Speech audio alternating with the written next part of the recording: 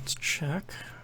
I haven't been to the Twitch page evidently in a long time. Like, they must have done a facelift in the last month or something. Yeah, they just did, what was it, last weekend for TwitchCon? Yeah, it was real recent. Yeah. Yeah, it was during TwitchCon, whatever that was. I kind of dig that new color they're using. Like, hyper purple. The most purple. This Walking Dead advertisement they're showing me. I don't understand. I've been getting that all day. I thought Rick was gone, but he's in that. No. Who knows if that show anymore? Doesn't matter. I ditched that off in like season 5 or something. I don't even remember where I left off. It was probably. You remember the Asian guy? The first one. Very, very early, the Asian guy. Oh, what is his name? I only watched the runner guy.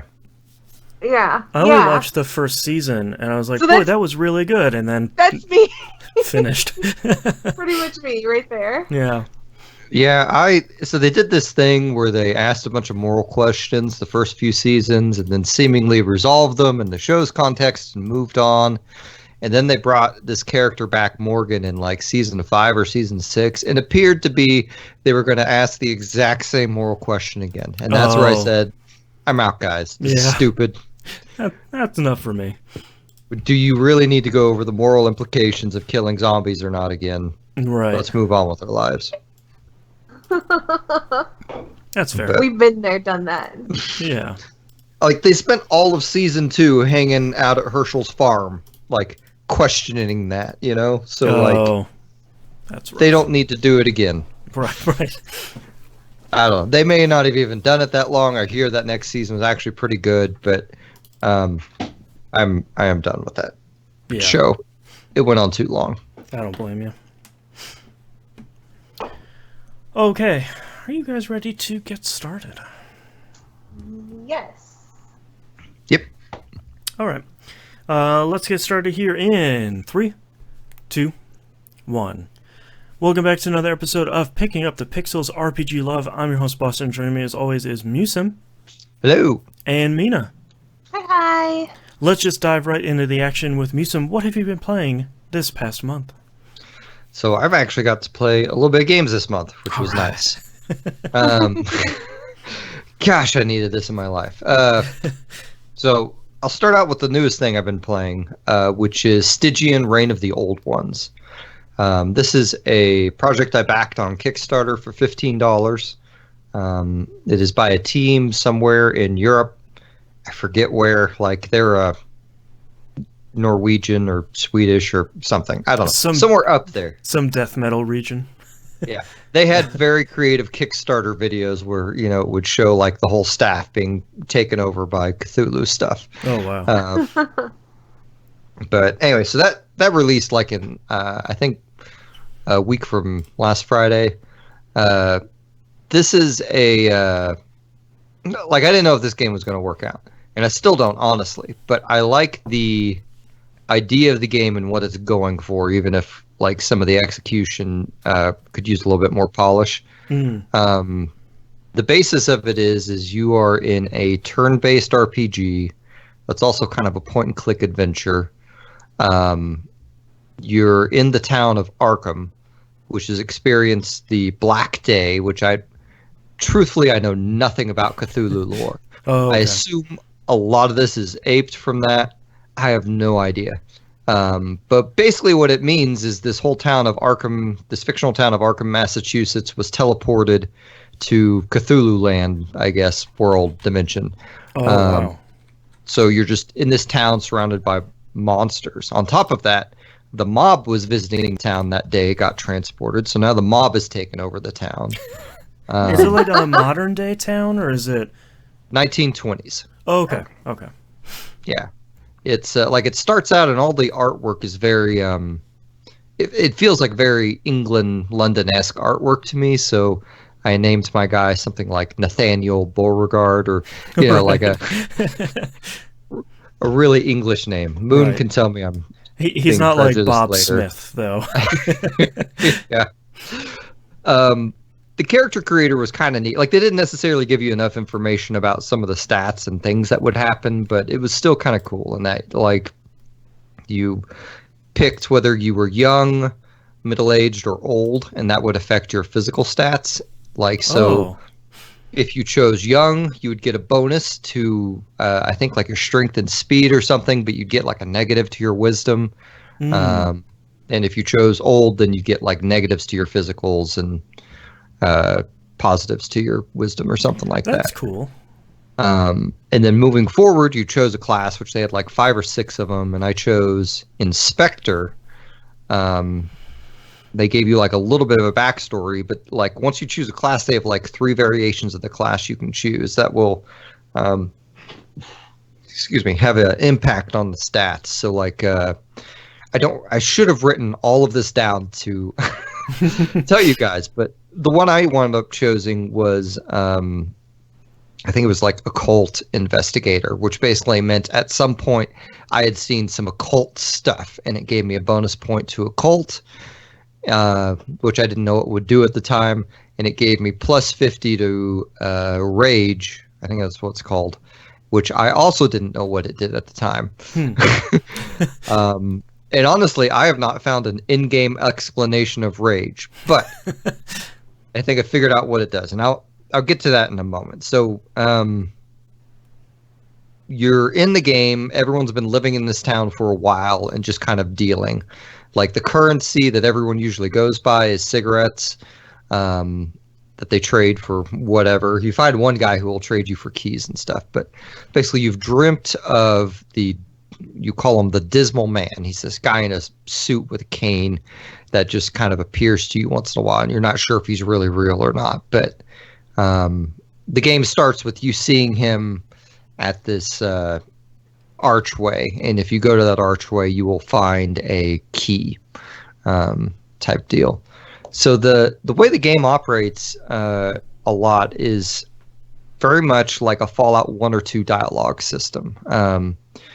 You have a ton of skills like Speechcraft, Investigate, Occult, that all give you different dialogue options, and it doesn't show you what those dialogue options are if you don't have the skill.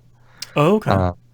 But like, my guy has some points in psychology, so like there's this guy playing darts at the bar who really is like, I'm a dart championship, you can't beat me.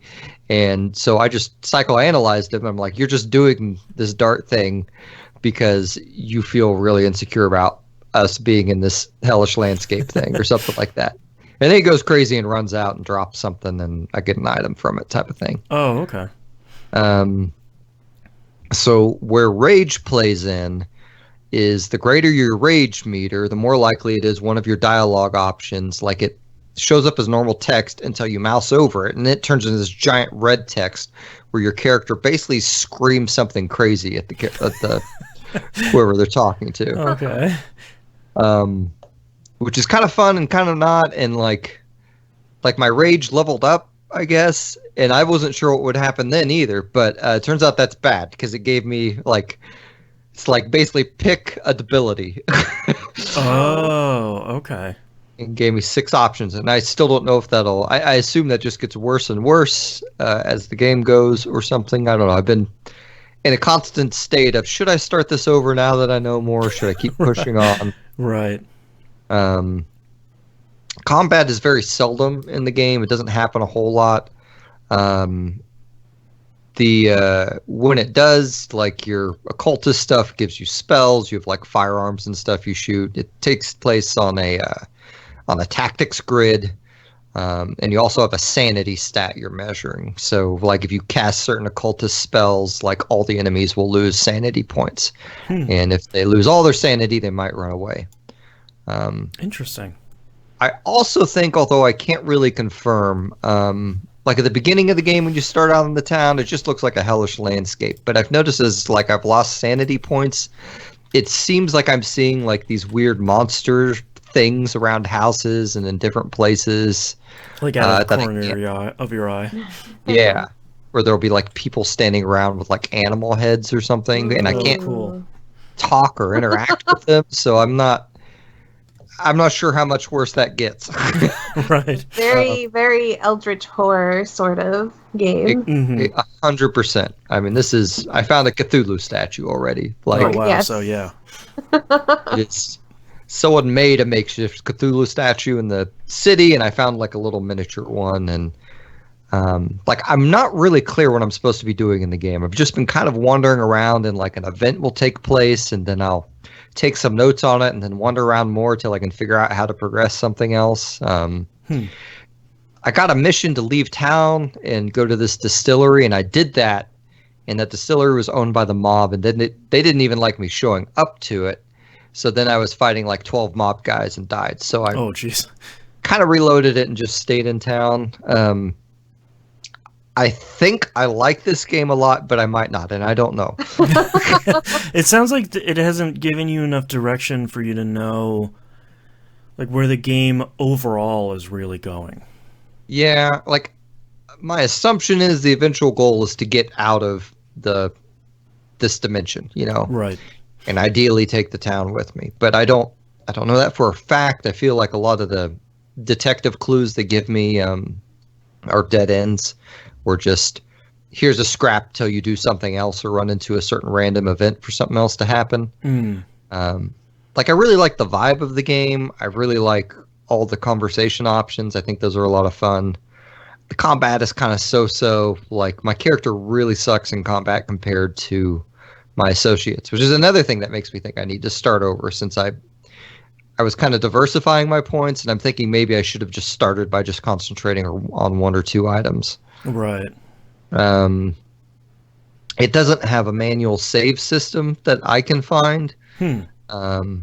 Like you have save and quit, and you have a quit button, which is kind of upsetting. Like, just make it only save and quit, because like I lost a little bit of progress that way, and like it auto saves a bunch, but you can't manually tell it to save, so it's not like you can experiment with options or something necessarily on the fly. Right, like they're trying to prevent save scumming, but in a way that maybe isn't that fun. Yeah, and I can't decide if that's good or bad. It's right. I don't kind know. of both. It's a mix. It's a mix of a lot of things. Yeah. I like a lot what it's slinging. It's probably one of those games that I need to play another couple hours and start a new game now that I know what I'm doing, and then play through. They try to explain bits of the system in the game, but their UI, I think, could have probably used a few more months of polish, honestly. But at the same time, you're an indie team overseas, like you have a X amount of time to work on something. So, like, at some point they had to draw a line in the sand, I'm sure. Right, and you have a fixed budget because of Kickstarter, so you can't really go wild. Yeah. But it's, I don't know. Like, if you like the whole conversation system of Fallout 1 and 2, and you like Cthulhu horror stuff, I think this game's probably up your alley. You just got to go into it realizing that it's going to be a little janky here and there.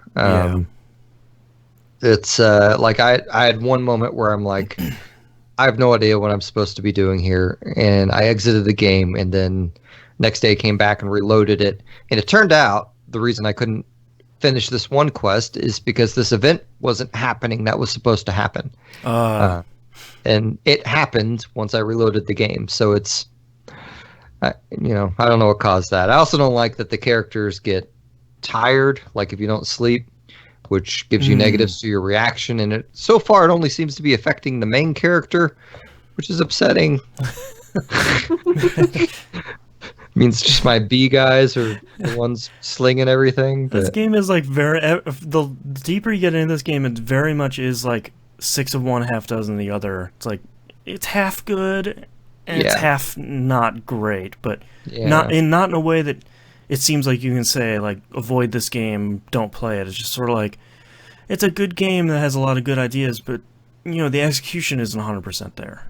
Yeah, I agree with that completely. And that's probably to be expected from an indie team. So I have no idea what other games they did. I haven't researched them at all. It was just one of those $15 gamble things. I don't mind gambling $15. Cool Kickstarter videos go a long way.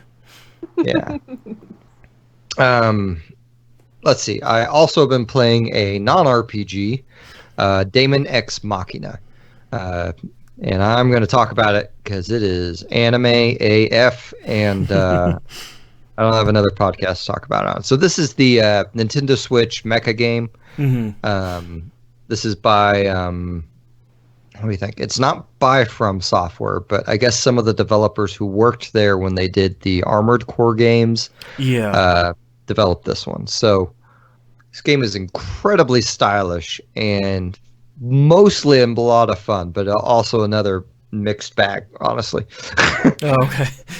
It's like, gosh, I guess just for starters, the when you start the game, it is one of the coolest like start splash screens I've seen, and that they just have like this Daemon, like it's just a pure red background with a Daemon X Machina symbol, but it's kind of see-through, and they have video playing in back of the symbol, so it's just a really cool, neat effect. Yeah.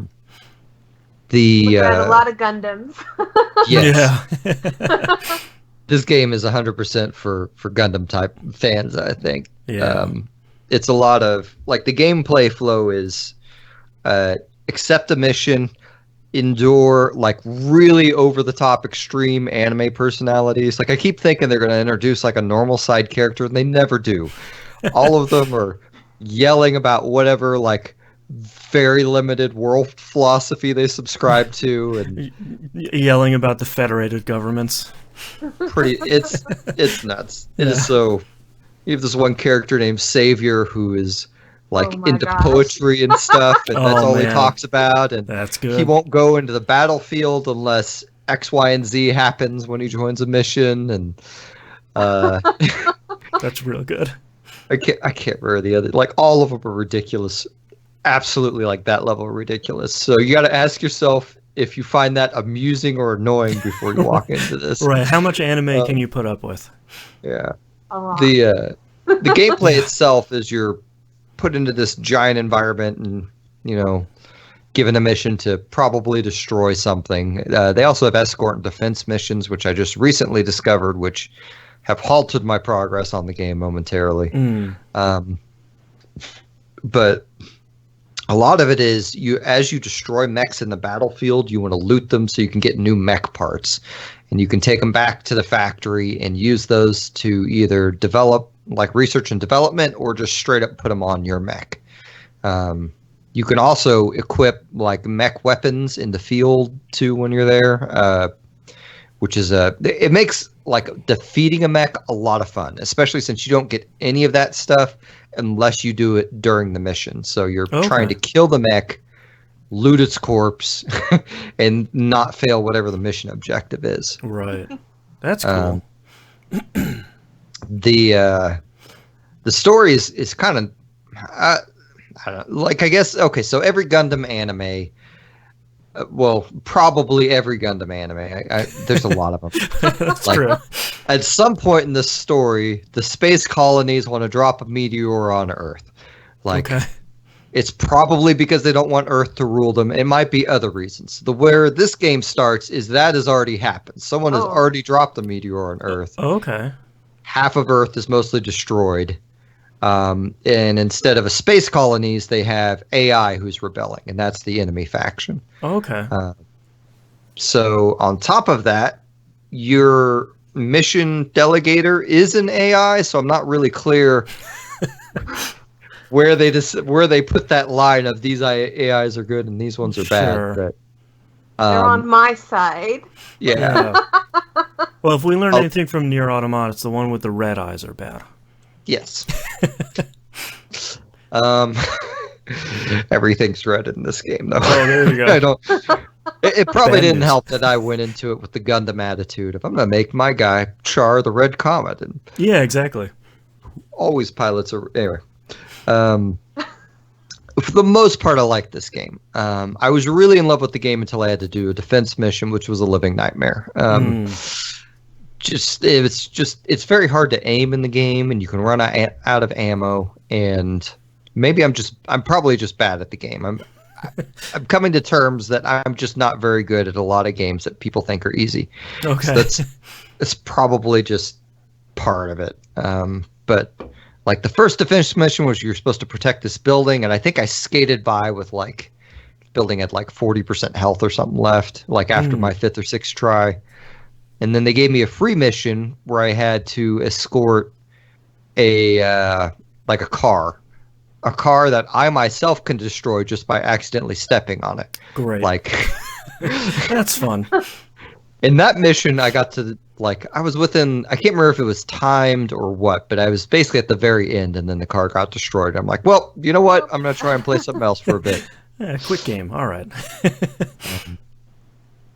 And that's when I discovered Switch was having a sale on Final Fantasy VII, and I thought, you know what? Let's do this. I haven't played this in a long time. Oh, boy. So, and it's also interesting going in with, like, the remake in the back of my mind happening next year. So I'm just out of Midgar right now. I just got to Fort Condor. Mm-hmm. And kind of my takeaways are,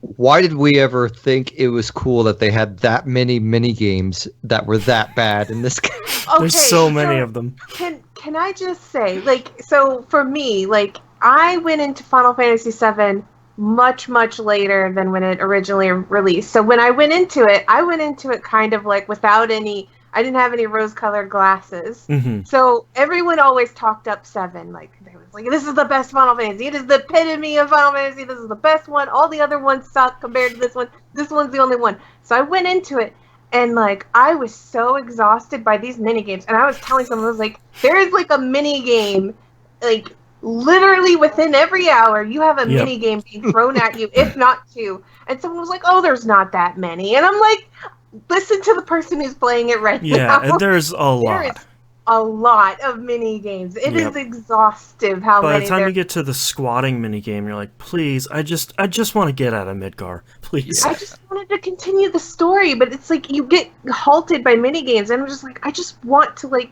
can I skip this and go to the story? Right. Yeah, and so on top of this, like, I haven't played this in, 20 years. They have that ×3 speed thing. And like, this isn't technically called a minigame because it happens immediately. I'm pretty sure the first time I played it through it didn't happen, but literally I was stuck on this for 20 minutes because I couldn't figure out what the heck to do. You're in Eris's house. You're supposed to sneak out. And every time I tried, I'm like, is there a path here? Is there a... Oh, no, I need to just not be using the analog stick, is what I found out. Slowly tiptoe walk. Yeah, you just inch along. Honestly, all I had to do was use the D-pad, and he just... Oh, because the analog just auto-runs? Yes. Yeah. And walk out of there. When Final Fantasy VII came out, we didn't have analog controllers. So you had to hold down a button to run. So it was way easier. It's like, just use the D-pad, but don't run, and you'll sneak out. But nowadays, it's like, well, I can't... You know what? What am I doing? I think I had that problem, too. I think that happened on... I think that's on the PC as well, and I had that problem. And I think someone must... Because I did that on stream, and I think someone told me the answer to that while I was, like, going, like, what am I doing wrong? Right. And they're like, use the D-pad. And I was like, okay. I had to dig around in freaking forums. One guy was like, hug the stairwell. I'm like, that isn't working, dude. It's still running. Oh, man. So the other thing I've realized is I have no idea how they are going to give a satisfactory story to the remake if they're ending when you get, like, at the end of Midgar. Like, because like, as soon as you get to Calm, that's when they start getting into the background of who Cloud thinks he is and who Cloud thinks Sephiroth is. So, like, without all that, I know they're going to be adding a ton of story in the first part of the remake, but, like, they better add a lot. The only way that's going to be satisfactory is if they add, like, a ton of story for you to, like, really dig into, so that way that ending isn't just kind of like, well, see you in, like, 2-3 years. Right, you're, like, standing on that little overhang off of Midgar after the motorcycle thing, and that's just like, well, let's go, credits. Like, to be clear, like, the only thing you accomplish at the end of Midgar is you've broken Eris out. That is it. True. Like, nothing, like, everything else that happens there. Yes, you make Shinra upset, and you discover Sephiroth exists. Like, they probably talked about them at some point earlier, but it's I don't know. Like I feel like there's. I really hope they don't do the mini games in the remake. I think that They've already plate shown falling. the crunch one. Yep. Oh boy. Yeah. No. I'm hoping that the mini games are put off to the side a little more or less required is what I'm hoping for. Right.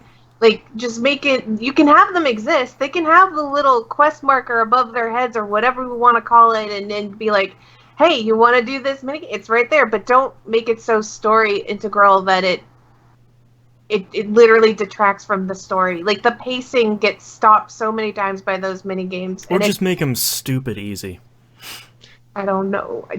Yeah. Well, and I haven't. So I've kept myself from looking it up, but I remember just from when I originally played it, a lot of those mini games, they don't take place near save points. If you don't get the best version of them, you miss out on a really cool item. Yeah, And, that's the era. Yeah. Some of those items, I think the Apocalypse Sword, I think you get from like the marching thing that I'm about to have to do on. God, I hate that thing. I never June. I did hated that one marching right. thing. I hated that one, and like I did that on stream, and I can't. I remember just being so frustrated. I was like, forget it. Whatever this is, forget it. I know you get like. I don't care. I know it's out of like 100 points. I always get like 15. Like I cannot do that. I'm already so where I saved off today at Fort Condor, I didn't even remember Fort Condor existed, and I Right. get there and they're like, "We need you to donate What a is bunch of money." What is Fort Condor again? The one with Because the giant chocobo egg at the top. You have that like real-time strategy game where they march Yes. down the hill. You're like placing defense units. You remember it. I am so worried. Like, I do not want to play this. I already know this is going to be a nightmare. Yeah, Like- you can save it for. I would recommend saving it for way later because I think there's something about it where it's too hard to do right now, if I remember correctly. Like either you don't have enough money or it depends on your level or something. But I always skip it and just save it for way later. I remember the Final Fantasy VI thing that sounds sort of like that at the very beginning of the Yeah, game. that cave. Yeah, the cave with the Moogles. Yep, it's pretty similar, yeah. Well, and Where the I benefit unequipped all the Moogles. Yeah. Just like take all their gear. Yep. the benefit of this version is the ×3 movement and the autofill limit break Yeah. Right. are freaking amazing. Like anytime I run into a battle that is even like the least bit hard that I don't want to grind for, I just click the right stick in and just spam limit breaks. Well, and does this version also have the unlimited XP and gil? Some of the other versions that's on the did. PC. I know that's on the PC where you can like just basically turn on God mode where everything's Yeah. like You're temporarily level 99. I don't think it told me that. That'd be Okay. cool. Yeah, I'm not sure which version has which because I think the PS4 and PC versions did, but I don't remember if they carried that over to Switch. I know they have a the turn off random encounters thing, which is Nice. gosh, They that's added wonderful. that? That's great. Is awesome. It is. I'm in a dungeon. I'm tired of grinding. Turn this on. I'm gonna go just get wanna- all the items and leave. Yeah, like I just want to finish the dungeon. Or even like so, all the backgrounds in the original game, like they are done in such a way that when you see like that junkyard in Midgar that you have to go through, like they have this pipe, and I cannot look at that and visually tell whether that pipe is leaning up, like towards the right or the left. And so it's a bunch of trial and error of which way am I supposed to get on this pipe and go down from. Right. And there's a lot of objects in the environment that I just have a hard time distinguishing, like where does this take place on like the Z plane? Yeah, exactly. Yeah, that was always a problem with that game. I also always hated the loading zones where you go left into the loading zone and then you end up on like the right side of the screen. And I there's Bouncing one between place where screens. I remembered I bounced between the screen for like 5 times because like my brain was like, okay, just remember to switch, and then like the loading takes long enough that my brain has already been like, I've forgotten what you were talking about. What? Right. And I zone back, and I'm like, oh, I'm so mad. Just ladder and fork. That. There's a ladder in Fort Condor that does that crap. You click the button to get on the ladder, push down, and then, oh, wait, I already went back because I didn't let up on the stick. At least that won't happen in the remake. Well, probably not, yeah. The world won't be like that in the remake, so I don't have to worry about that. I mean, they're promising us 60 hours in Midgar. Like, I pray to God they added story stuff, and it's not just like some weird challenge mode crap. But man, another place where they had that problem with the loading screen stuff is the little chocobo farm you get where they give you the chocobo lure materia. Mm-hmm. You walk in, and to get to the buildings, you have to pass by the big chocobo yard, which takes up about 80% of the screen. Yeah. And you can exit the screen on the bottom or the left side of the screen. So you have to like carefully go by to get to the rest of the... Yeah, it brings you to the overworld, right? So it's just it's rough. They did some great, like, I was probably 2 or 3 years late to the game. Like, it came out, I think, in 97 or something like that. I think I played it in 99 or 98 or something. Right. I played it on PC too. Yeah, because it came out a couple years ago. Years after that on PC, it had that almost triangle box with like the top cut off of it. It was a cool box. Man, I regret throwing that box away. That's yeah, an awesome me too. box. God, that was a good era of PC boxes. Like, they all went freaking nuts with. Anyway. Our box isn't going to look like a tombstone. It's like, okay, cool, sure, I'll buy that. Anyway, I will say, like, and I don't know if this is me. Well, this is definitely not me, objectively speaking, but the menu music, Final Fantasy traditional song that plays for 7 is my favorite version of that song, and it's probably the prelude. Yeah. Yep. It's probably just because I spent so much time with that game in high school, but it just hits my brain and emotions right, I guess. Yeah, it's really good. But anyway, I'll quit blabbing about that. That is all I've been playing. All right, Mina, how about you?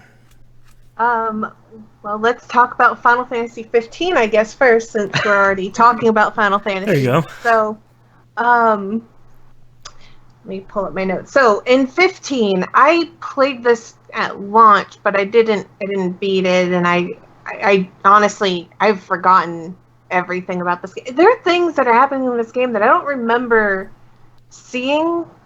At first, I don't know. Maybe maybe they like inserted some stuff. I don't know. I mean, they've been patching that game and adding content over like the last couple of years, so it's pretty possible. Yeah. Okay, so things are different-ish, or maybe I just wasn't paying attention the first time around. It could be either way. Yeah. So let's see. One thing is I unlocked the monster truck of the car. Like I don't know what to call it. It's the monster truck car now. Okay. So like it can go off road, and it just looks like something that needs to be at a monster truck rally. It looks ridiculous. I've done a lot of hunts, and one thing that I didn't realize when I was doing these hunts are like sometimes you go to a place where you get the hunts for like a tipster or whatever they're called, and they'll be like, oh, we only have 3 hunts available, and it's like, oh, okay, so you do the 3 hunts, and you're like, okay, so this place, no more hunts in this location, I'm good. You go to someplace else. Well, I came back later, and it's like suddenly they have like 7 more hunts on this list. I'm like, you guys, listen, why? Can someone send me a text, maybe? Like, so now I have to keep revisiting all the places I'd already been. I have played a good portion of the game. I'm up to the part where I need to get on a boat to Altissia to go see my fiance or Luna Freya or whatever. And I'm like almost level 70. Oh, wow. Because I've been doing hunts and hunts and hunts and hunts. Like, anytime I stop at a location, I'm like, oh, I'm running some hunts. And you're just going to plop do a couple of those. Yeah. Do that.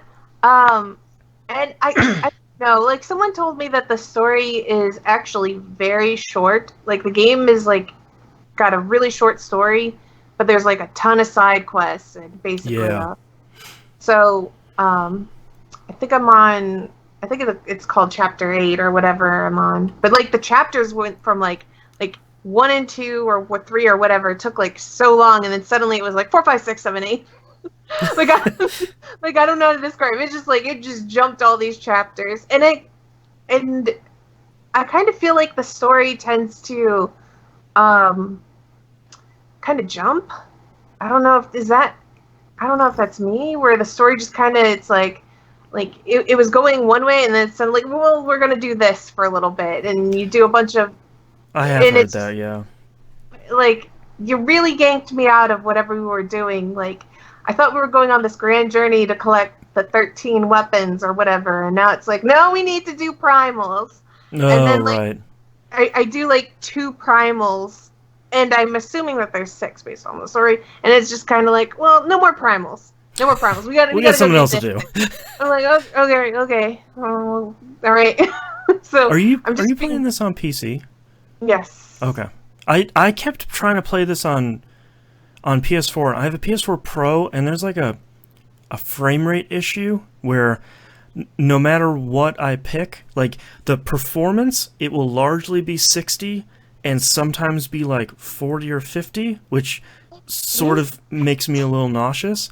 So I picked the resolution one, which is largely 30, until sometimes it's 20, which makes me nauseous. It's sort of like, I just need to pick this up on PC and just play through it there. Like, I would say that it's fine on PC. The only thing that happens is, like, it sometimes hitches. Like, it hitches really bad. Like, you'll be running and all of a sudden, like, everything freezes for, like, about 3 seconds, and it's, like, movement again. And okay. I can deal with that. I just can't deal with, like, when frame rates are bouncing all over the place. Like, it makes me nauseous. There's something about it. Yeah. What video card do you have? It's an NVIDIA. I don't know which one. Okay. I can look it up for you later. But it seems fine. But then again, I've turned off like a lot of the settings because I'm streaming it on Twitch. Like, right. I've dropped all the settings as low as it can go. Yeah, because you don't need it to be 4K HDR. Yeah. I don't need that. That'll hurt my computer while trying to stream. But So I do want to say I agree with you on the story jumping. About halfway through when you were talking, for some reason in my brain I heard Final Fantasy 14, and I'm like, I have no idea what the story does in Final Fantasy 14, but it 100% no. like you reach a point and they show this big cinematic, and the cinematic is like the movie. The movie what is going on? Okay, there's random cinematics like thrown all over the place in here. I don't remember these random cinematics everywhere. And why is everything so like it's like orchestral?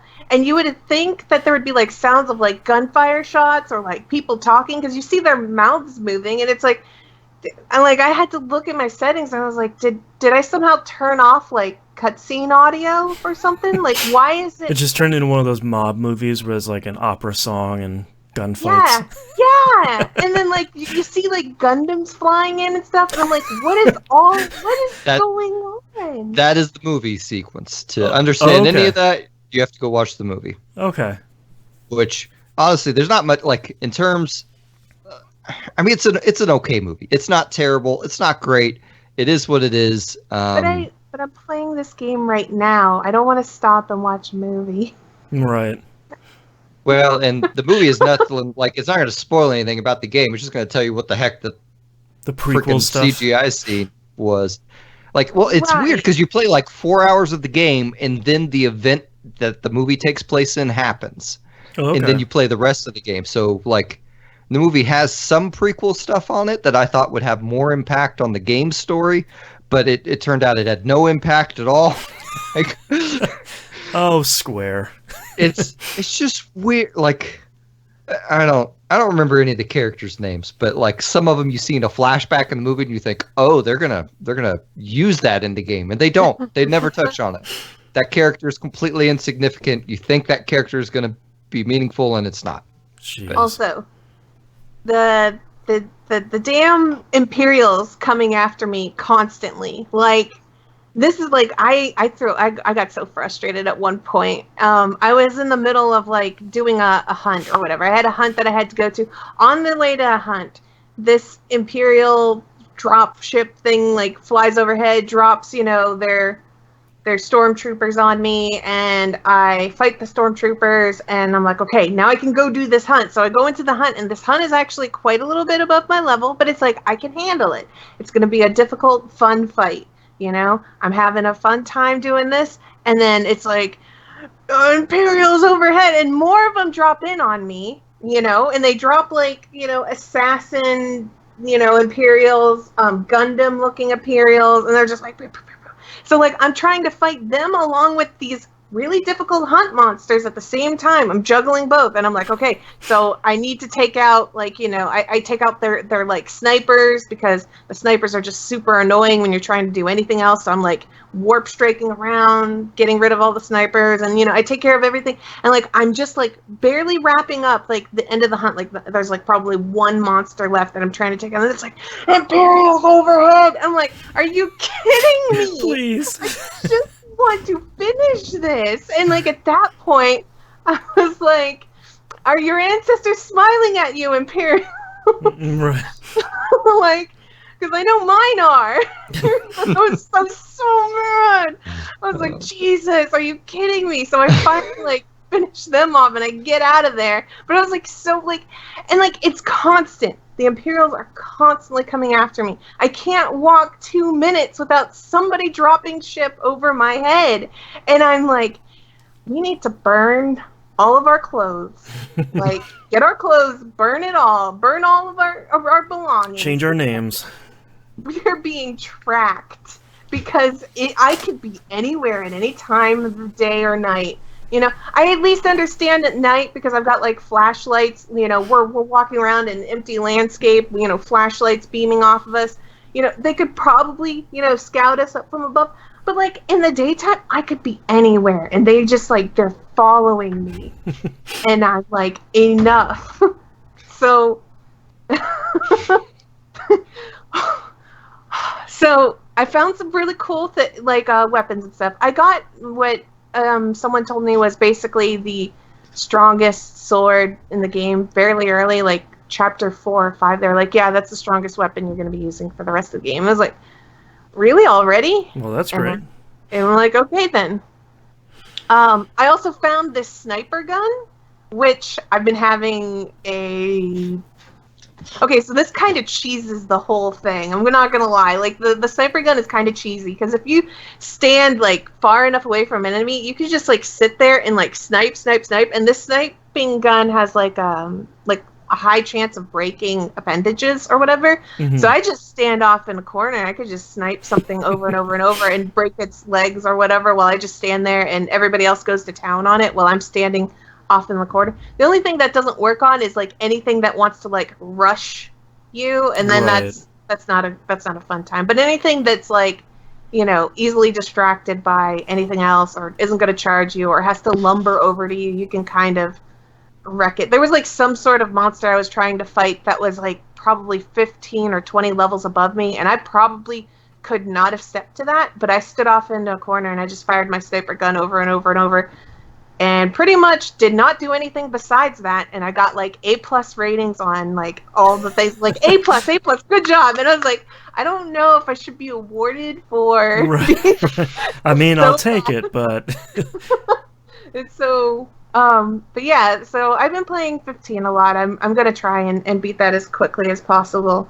And then now we need to talk about the game that I've been looking forward to talking about like for a month plus now. Mm-hmm. And it is called Zanki Zero. I have to say that very carefully. Zanki Zero. This game was given to me by a fan named Miracle Kuma, who knows that I That's like Danganronpa. Miracle Kuma, yeah, right? Yep. So, let me first describe what Zanki Zero is. It is a dungeon crawler survival thriller mystery story base building with roguelike elements with a darker but Danganronpa feel to it. Mature audiences only, and I underline that. Okay. So it's got everything, but you have to be of a mature audience. Please. If you, like, imagine if Danganronpa went a couple steps darker and a couple steps like Right. really like it's going to have some pretty repulsive themes inside this game. And if you can't handle that, like, you probably shouldn't. Like, this is what I would call my line in the sand. Like, this game is like right there at the line. Like, if it Gotcha. wanted to like show any more, I would be so disgusted by this game I would not be able to play it. Like that, it would be actually upsetting. But like, it's right there. So it's at the point where I can watch it. It's at the point that probably Twitch would not, shut down my channel for like streaming it. Like, it's right there. It's right there. Like, if they wanted to animate something, that would be banned on Twitch. Gotcha. So, and I said a lot of like words there to describe this game. If you're curious about it at all, I know that the prologue of the game is available as a demo on the PS4. I don't know. I don't think it's on the PC, or maybe, I don't know. I don't know where else you can find that demo, or you could just watch my stream of it or whatever. I love this game quite a bit. You've been sending messages to Musum and I like, oh, Zanki Zero's so good. It is ridiculously good, and I'm so sad that probably so many people will not play it. So it's got themes of like suicide, assault, and all of the characters. Okay, so I'll only talk about things that happen in basically prologue and chapter 1, really. So like, all of the characters are based on the 7 deadly sins plus original sin. So you have 8 characters, 4 guys, 4 girls. And when you start playing the game, you start as this character named Haruto. And at the very beginning of the game, you watch this scene of him like basically looking out at a cityscape, and he says something along the lines of like, out there all those lights represent like different families, sitting at home together or whatever, and tonight I snuffed out one of those lights. And then you see him step on the ledge of a building, and he basically comments on how like, why is it still so pretty out, and then like basically jumps off the building, and you watch the ground come fast, and then it like dumps you into the game proper, kind of. So that's how you start the game, right? And you wake up on a beach as Haruto on the beach. So the guy who jumped off the building is now on the beach of somewhere, and he's woken up by this other character who then kind of corrals you to go meet the other characters. So then you have, like, you gain the entire party basically right then and there, the introductions, and you really get to know that all of these people are pretty weird, like Danganronpa weird. Right. If you know what that means, like, they're all so off and so wacky and so goofy, you can't help but just kind of like, I don't know, like them, or you have to like Danganronpa if you like this. So that's the only way. So the whole survival thing, you have to like maintain their hunger, their stress, bladder, smells or whatever, and there's like different difficulty settings from anywhere between difficulty 1 to I think like 5 or 6. I don't remember if it goes higher than that. But like on difficulty 1 is basically what I would call like if you played Persona Q, putting it on safety and just being like, whatever, I'm going to enjoy the story. Nothing can touch me. Right. So you don't have to worry about the systems, really. Yeah. All the systems are ignored pretty much after that. Like food is whatever, stress is whatever, bladders whatever, smells whatever. Like all that's just, who cares? And the enemies on the field become super easier, but also like the drops or whatever are kind of like diminished to really low quality stuff. Gotcha. Which, I mean, if you're playing that difficulty already, you don't need those drops so desperately. Like, right, because the difficulty doesn't matter as much. Right. So you don't really need food supplies. You don't really need to like harder equipments to like, beat stuff. So it's kind of like, yeah, it's balanced that way. Yeah. So like the first, there's also like, so this is where you'll get some strong Danganronpa vibes. There's this TV that basically turns on whenever they complete a mission with these two cartoon characters that are like, okay, gang, you need to go do blah now and interesting. survive. Yeah. So That sounds familiar. Right?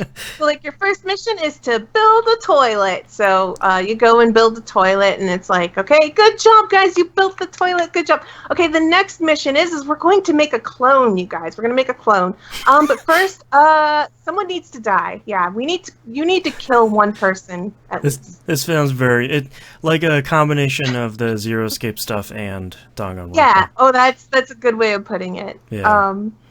So it's like, okay, we got to kill someone, and I was like, I don't want to kill anybody. And it seems like the group is pretty aligned with that. Like they all were like, yeah, screw this. We're not going to do this anymore. Like, who cares? Right. We're not going to follow that stupid, because we're on an island. I guess I didn't explain that. We're on a deserted island, and there's no way off. And so we end up exploring after that, because we're just like, well, who cares about that stupid mission to like kill somebody? We're not going to do that. We're just going to go and look for a way off this island. And then then you go and try to get off the island, and stuff happens. Like it's very much got like a thriller mystery sort of feel to it. Initially I thought like, oh, this is pretty. This is like, it felt almost like, okay, this is what Danganronpa 2 would have been if it wasn't like, with the killing game. And then like it gets to this part, and I'm like, oh, okay, now this is basically Danganronpa 2, right? Except a little different. And then you play further, and you're like, okay, this is even more messed up than Danganronpa 2 ever could have been. And then you get to the next chapter, and you're like, this is 1,000 times worse than what. So it's really, I enjoyed it. I'm on. So all of the chapters are named after like each of the deadly sins. Oh, and the main character changes with each chapter. So like chapter 1 you played as Haruto, and then chapter 2 you played as a different character. Oh, cool. And then so you go down all the deadly sins. And I am on. I don't remember what this guy's deadly sin is. Was it the one before it was gluttony? I don't remember this one. Anyways, and oh my gosh, you think that like the whole escalating creepiness would not continue the whole way through, but it managed to continuously escalate things for me. Like it went from like, okay, this is disturbing, to like, I'm super creeped out and horrified, to I'm actually legitimately scared and screaming as I'm running down hallways, like trying to get out. Like I haven't been this freaked out in a game in a long time. And gosh, man, when you get used to like being out in daylight areas, and suddenly they put you in a dark basement area, and you're just like, there's no light switches, and you're going down hallways, it's like, no. And there's sounds. And I'm actually terrified of a nursery rhyme song now, because whenever it pops up, like I start getting chills just thinking about it. Like I'm getting goosebumps.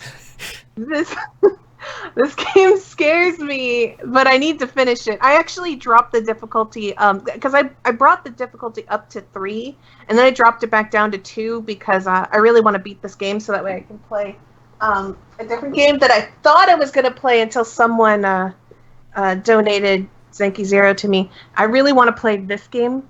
Oh yeah, AI, the Selenium Files, it's called, I think. Yeah. The game that's made by the Danganronpa and the 999 game guy. Yeah. So super. I want to play it so bad, but it's like I gotta beat Zanki Zero first before we get to that. Yeah, you don't want to mix and match. No, not this. Like Zanki Zero deserves to be played through right now. Yeah. So I probably won't talk more about it because I feel like it's so good that I feel bad if I talked about it any more than that. You went into it blind, right? I went into it blind, so I Yeah. had no idea what was So we don't going really on. want to spoil that same experience for people. Right. Yeah. And I mean, I just basically said stuff that happened in prologue in chapter 1, and yeah, like the stuff you can play in the demo, like. Yeah. Yeah. It's a good game, but yet again, kind of like a trigger warning / mature audience. Like, right. Expect disturbing things, and then you'll be fine. And other than that, I played Epic 7 a lot. Ditto. I gotta talk about Epic 7. So, I think one thing that I've been doing lately that I've been super excited about is I actually got a unit fully built and online now. And his name is General Purgus. And yes. I love this cat man so much. Yeah. I've been basically farming for gear. Something that I tried to explain to someone about like what makes Epic 7 kind of different is like the gear is what really matters more than the units. And I kind of like said, if you think about it from like a Diablo point of view, where it's like you're really trying to roll for like better gear to like replace the gear you got. And then once you get like really good pieces of gear, you kind of just like, you can move that around different units. So I was really hunting for like this perfect set of gear for a General Purgus because I wanted to be able to farm Wyvern 11 really well, right. which is basically another way of farming more gear. And so what General Purgus does is whenever he is hit, he pushes his entire party turn forward. So since Wyvern targets the tank spot 3 times, that means he pushes everyone's turn 3 times forward. Oh, wow.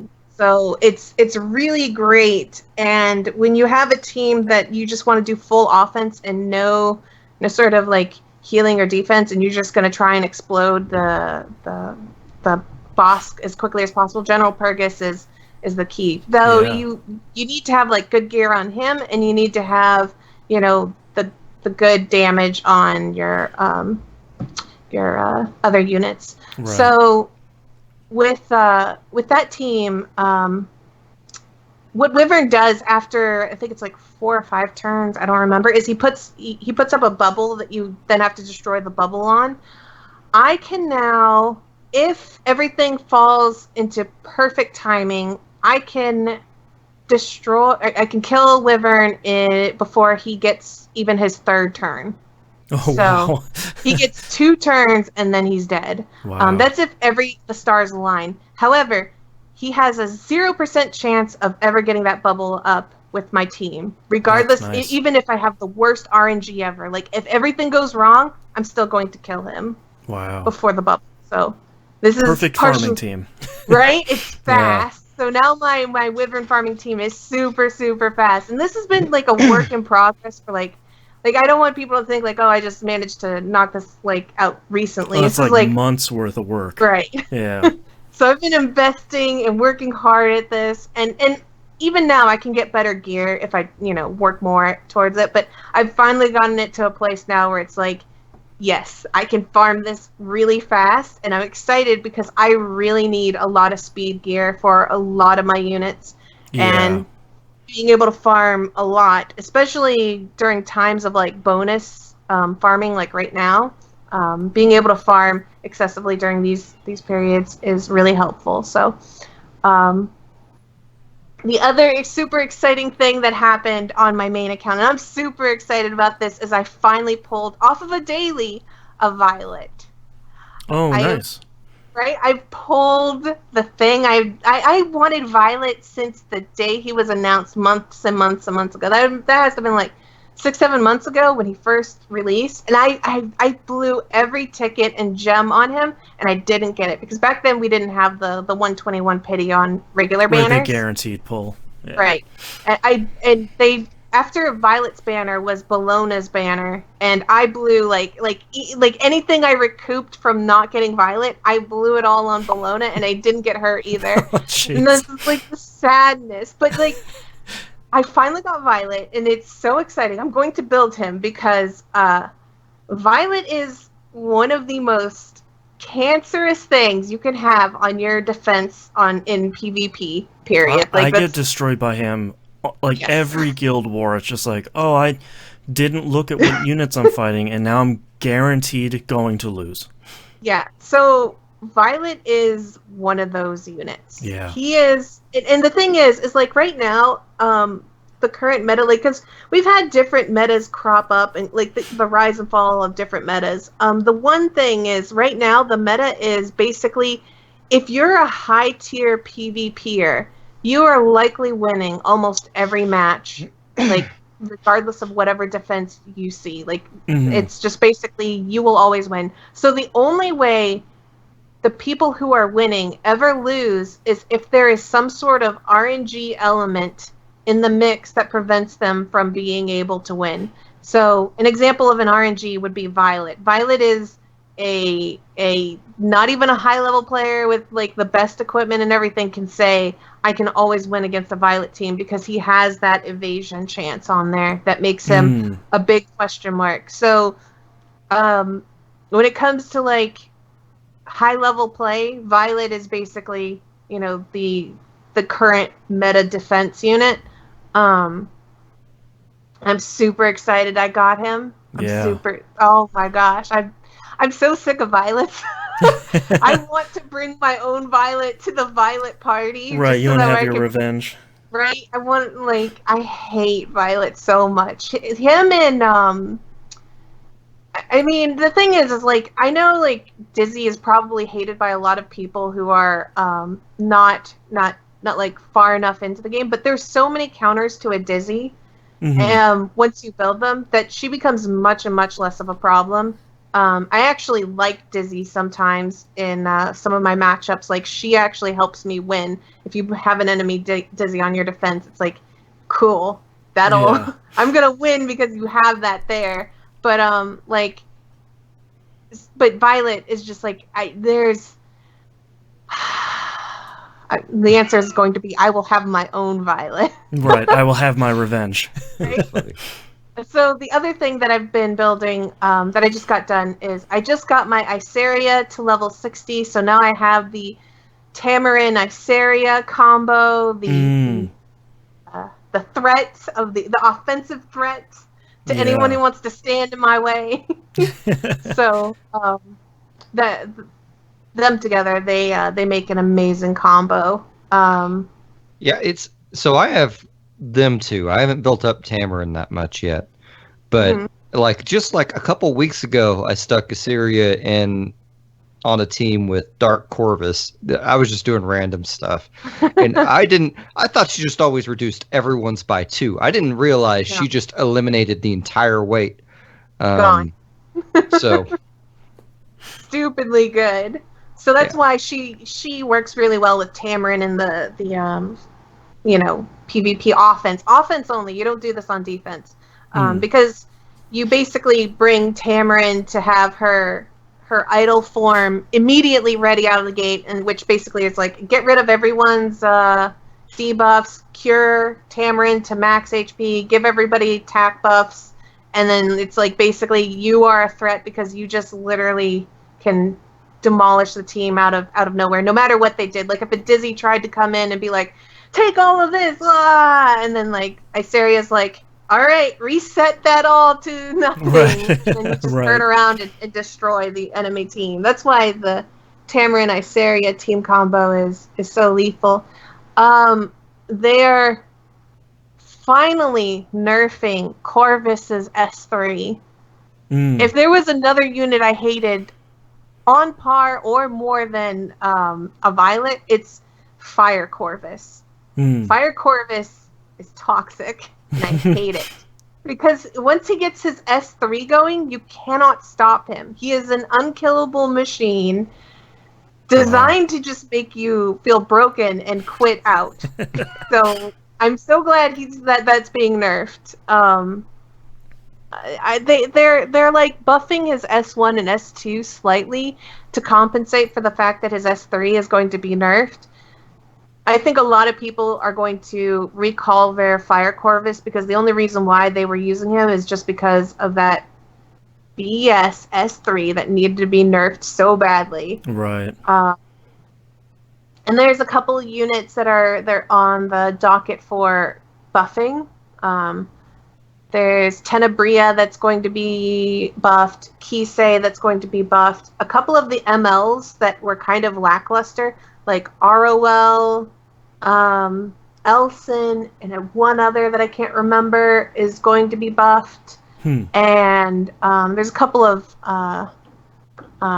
4 stars that are going to be buffed as well. And most importantly for me, ML Says is going to be buffed. Oh, okay.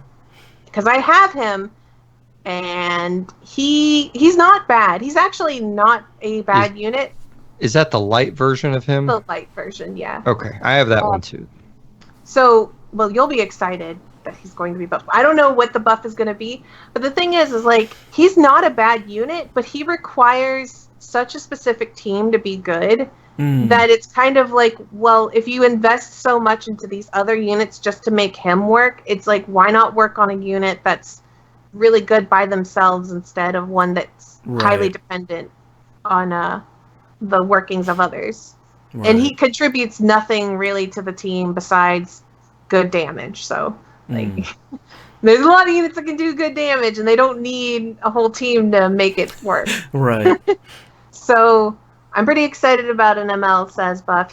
I think he needs it, but they've also said that whatever future content they've been planning, they said that ML Says is actually really, really good for, so they're nervous about buffing him before that future content comes out. That makes sense. So I'm curious what that is, because I like, ML Says does well whenever you stun something, so I don't understand.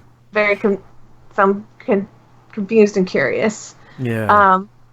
But other than that, I haven't been playing anything else. What about you, Boston?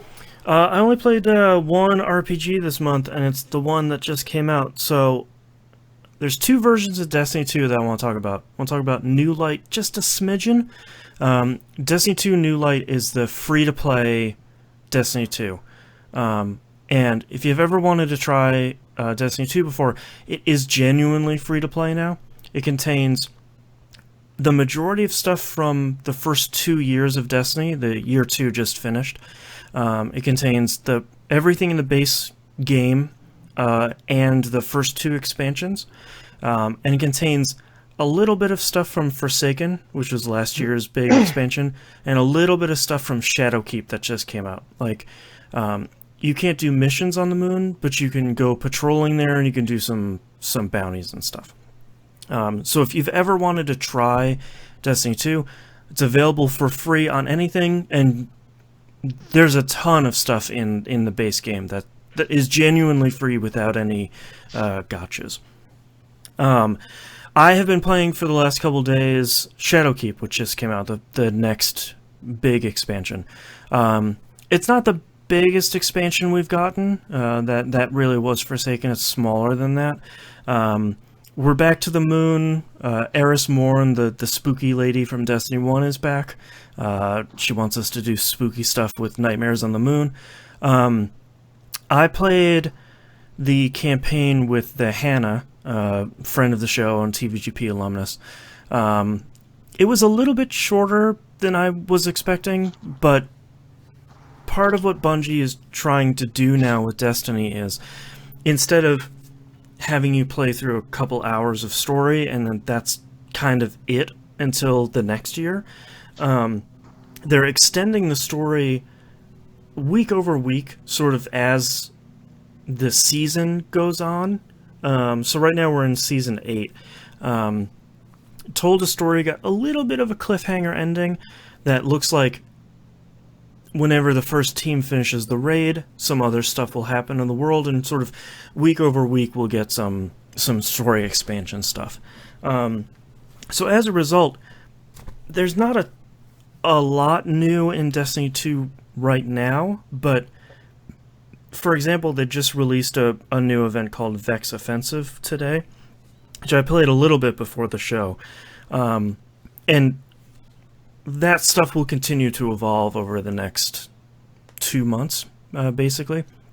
So the core of Destiny 2, this stuff that's really great, hasn't really changed. They're just expanding it and evolving it over time. Destiny 2 feels like it's in the best place it's ever been right now, which is a really great reason to try it out and try out the free version if you'd like to do so. And I think Shadowkeep isn't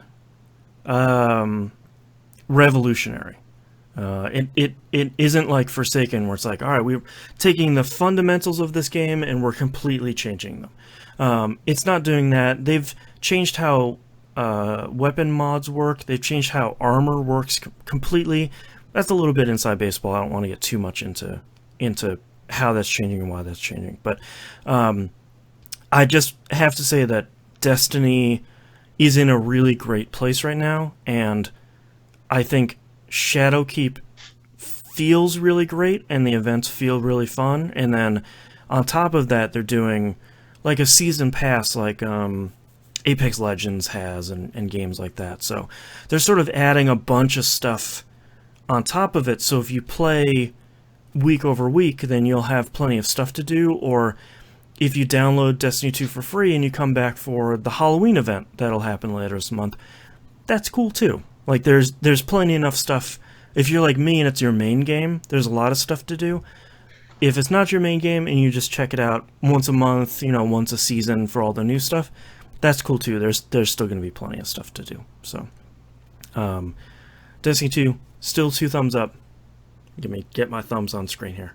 2 thumbs up. Destiny 2 is great. Come play with me. I have it on every platform. Hit me up on Discord if you want to play. I will definitely play it with you.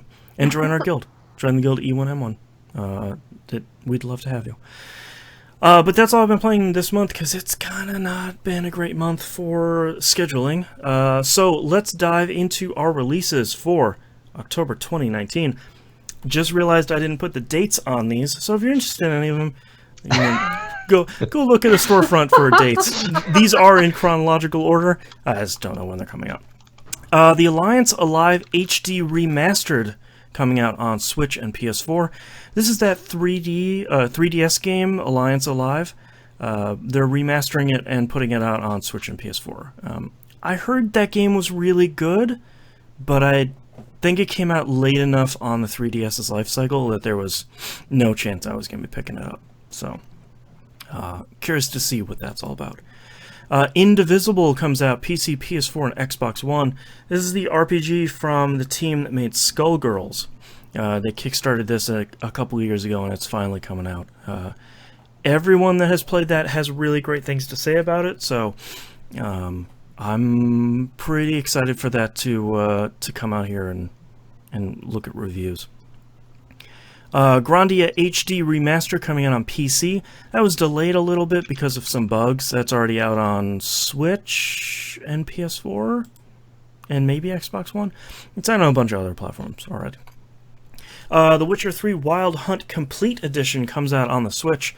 If you haven't played The Witcher 3, and if it runs well on Switch, you should play The Witcher 3 because it's really good.